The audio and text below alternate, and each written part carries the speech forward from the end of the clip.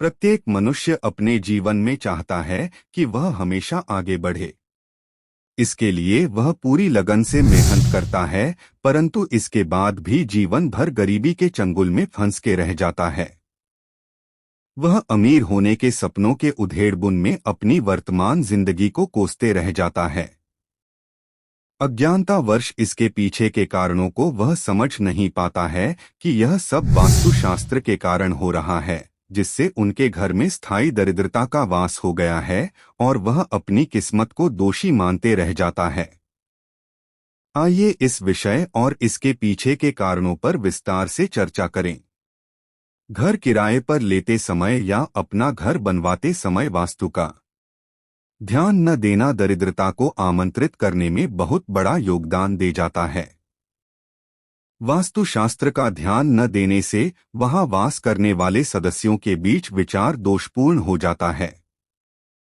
फिर उनके बीच कलह होने लगती है। जैसे ही यह स्थिति उत्पन्न होती है तो मां लक्ष्मी उस घर से रूठ जाती है, जिसके फलस्वरूप गरीबी अपनी जड़ जमा लेती है। सनातन धर्म के 18 प्राणों में से एक गरुड़ पुराण में भगवान विष्णु और गरुड़ के बीच बातचीत का वर्णन है, जिसमें धर्म से जीवन जीने की कला, मृत्यु, अंतिम संस्कार और पुनर्जन्म से संबंधित बातों का जिक्र किया गया है। इस पुराण में भगवान विष्णु ने बताया है कि वे कौन कौन से कर्म हैं जिसकी वजह से व्यक्ति के जीवन में दरिद्रता आती है। पहला, रसोई घर में झूठे बर्तन। अगर हम रात को रसोई घर में झूठे बर्तन रखकर सोते हैं तो हमारे घर में दरिद्रता का वास हो जाता है। इसलिए हमें रात को अपना रसोई घर पूरा साफ सुथरा करके सोना चाहिए और कभी भी रोटी बनाने के बाद तवा उल्टा न रखें। दूसरा, कांटेदार पौधे। जिस घर में कांटेदार पौधे लगे होते हैं वहां भी दरिद्रता का वास होता है। इसीलिए हमें कांटेदार पौधे जैसे कि गुलाब, कैंटस आदि पौधों को घर से बाहर लगाना चाहिए। तीसरा, गृह क्लेश। जिस घर में गृह क्लेश रहता है उस घर में भी दरिद्रता का वास होता है। इसीलिए घर में लड़ाई झगड़ा नहीं करना चाहिए।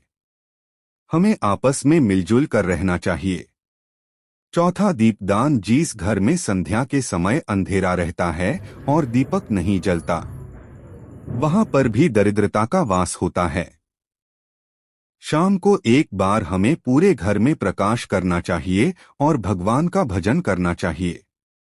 पांचवां, सफाई। जिस घर में गंदगी रहती है वहां भी दरिद्रता निवास करती हैं। इसलिए अपने घर में पूर्णतया सफाई रखनी चाहिए और कहीं भी जाले इत्यादि नहीं लगने देने चाहिए। छठा, मैंने वस्त्र धारण करना। गरुड़ पुराण के अनुसार जो लोग मैले वस्त्र यानी गंदे कपड़े पहनते हैं, धन की देवी लक्ष्मी उन्हें त्याग देती हैं। इसलिए हमें प्रतिदिन स्नान करके सदैव स्वच्छ वस्त्र धारण करने चाहिए। स्वच्छ रहने वाले परमा महालक्ष्मी की कृपा हमेशा बनी रहती है। सातवां, साफ सुथरा मंदिर। जिस घर में पूजा का स्थान साफ सुथरा नहीं होता वहां भी दरिद्रता वास करती है। इसीलिए हमें अपने पूजा स्थल को हमेशा साफ सुथरा रखना चाहिए।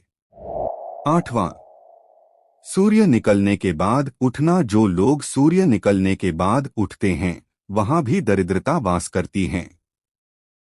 इसीलिए हमें प्रातःकाल उठना चाहिए, क्योंकि देर से उठने पर माता लक्ष्मी हमसे रूठ जाती हैं। नौवां, सूर्यास्त के समय भोजन। जब सूरज ढलने को हो या कहे दिन और रात के ठीक बीच का समय तो याद रखें इस समय कभी भोजन ना करें। साफ शब्दों में कहा जाए तो भोजन या तो 5:30 से पहले करें या फिर 7 बजे के बाद। 10वां, गरुड़ पुराण के अनुसार जो व्यक्ति स्वभाव से आलोचक हो अर्थात वो हमेशा किसी दूसरे व्यक्ति की कमियां निकालता हो और दूसरों के बारे में बुरा बोलता हो, माता लक्ष्मी उससे नाराज हो जाती हैं। दूसरों पर बेवजह चीखने, चिल्लाने या गुस्सा होने का स्वभाव हो तो इससे भी जीवन में दरिद्रता आती है। आइए बात करते हैं दरिद्रता के मूल कारण का। वैष्णव साहित्य के अनुसार अलक्ष्मी जो दुर्भाग्य और दरिद्रता की देवी हैं, वो लक्ष्मी जी की जुड़वा बहन बताया गया है। हम सब यह तो अच्छे से जानते हैं कि लक्ष्मी जी समुद्र मंथन से प्रकट हुई थी, पर यह बहुत कम लोगों को डोट ये मालूम होगा कि लक्ष्मी जी के साथ एक देवी और प्रकट हुई थी, जिनको हम अलक्ष्मी के नाम से जानते हैं। लक्ष्मी धन, ऐश्वर्य, सुख, समृद्धि की देवी है और अलक्ष्मी दरिद्रता, चरित्रहीनता, दुर्भाग्य, दुख की देवी है। लक्ष्मी जी हर किसी को मीठा एहसास करवाती है, इसलिए इनका संबंध मिष्ठान से है और उनकी बहन अलक्ष्मी का संबंध खट्टा तीखा बकड़वा से है। इसलिए शुभ अवसरों पर मिठाई खाकर मुंह मीठा किया जाता है और घर को बुरी नजर और दरिद्रता से दूर करने के लिए घर के बाहर नींबू और मिर्च दान दी जाती है। लक्ष्मी जी घर के अंदर जाकर मिठाई खाती हैं और अलक्ष्मी जी घर के बाहर नींबू और मिर्ची खाकर संतुष्ट होकर चली जाती हैं। अलक्ष्मी जी के कहे अनुसार मैं वहां जाती हूं जहां लोग गंदे रहते हैं, गंदे ही वस्त्र धारण करते हैं, दिन रात कलह बनी रहती है और लोग अधर्म और गलत काम करते हैं। लक्ष्मी जी के कहे अनुसार मैं वहां जाती हूं जहां घर साफ सुथरे हो, जहां लोग सुबह उठकर भगवान की पूजा अर्चना करते हो, शांति हो, लोग साफ सुथरे हो, मैं वहां निवास करती हूं। कैसे करें घर से दरिद्रता को दूर? मानव जीवन में रामायण जैसे पथ प्रदर्शक का अत्यधिक महत्व है। एक आदर्श सदाचारी, शिष्टाचारी, शांतिपूर्ण तथा मानवता का जीवन जीने हेतु रामायण का स्वाध्याय अति आवश्यक है। ऐसा माना जाता है कि जिस घर में रामायण का पठन पाठन या श्रवण होता है, तो ऐसे घरों में किसी भी नकारात्मक ऊर्जा का वास नहीं होता और दरिद्रता उसके चौखट से ही भाग जाती है। अंततः चैनल आपसे रामायण पढ़ने की विनती करता है। दारिद्र्य नाश न दानन शिलान दुर्गति नाशन, अज्ञानता नाशिनी प्रज्ञा भावना भयनाशिनी। दान दरिद्रता को नष्ट कर देता है, शील स्वभाव से दोहकों का नाश होता है, बुद्धि अज्ञान को नष्ट कर देती है तथा भावना से भय का नाश हो जाता है। उद्योगे नास्ति दारिद्र्य जब तो नास्ति पातम, मोनेन कल हो नास्ति जागृत से चन्न भयम।